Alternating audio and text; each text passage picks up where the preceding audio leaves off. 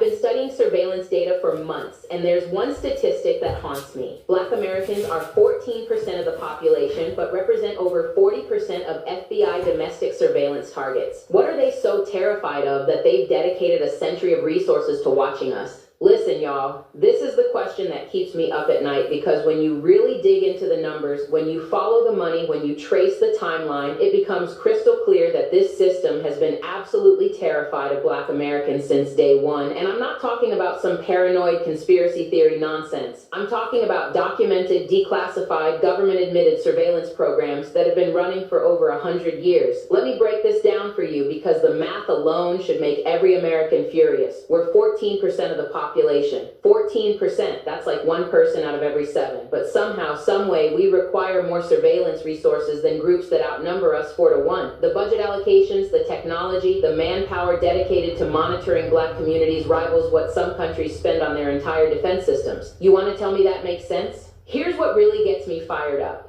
They've been doing this so long, they've got it down to a science. It started with Marcus Garvey in the 1920s. This man was preaching Black pride, economic independence, self-determination, basic human dignity, and the government said, oh hell no, and created an entire apparatus just to take him down. J. Edgar Hoover, that racist dinosaur, literally built his career on the fear of Black organizing. He said Garvey was the most prominent and dangerous Black leader in America. Dangerous for what? For telling Black people they deserve better? But let's go even further back, because this pattern starts before Garvey. During Reconstruction, they had the Freedmen's Bureau monitoring every move Black folks made. They were tracking who was learning to read, who was buying land, who was starting businesses, who was voting. The moment Black people started exercising basic human rights after slavery, here comes the surveillance state. They documented every church meeting, every political gathering, every attempt at economic development. This wasn't law enforcement. This was systematic intimidation designed to keep people from organizing. Then you had the Red Summer of 1919, and guess what?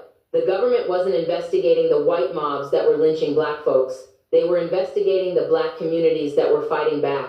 They created files on every Black veteran who came back from World War I and dared to demand the rights they fought for overseas. These were men who had just served their country, and the thanks they got was surveillance, harassment, and violence. But that was just the warm-up act. Then we get to COINTELPRO, and honey, this is where it gets real dark, real fast. From 1956 to 1971 officially, but we all know it never really stopped. The FBI didn't just monitor Black leaders, they actively worked to expose, disrupt, misdirect, discredit, or otherwise neutralize Black organizations and leaders. Those are their words, not mine. They didn't want to just watch us. They wanted to destroy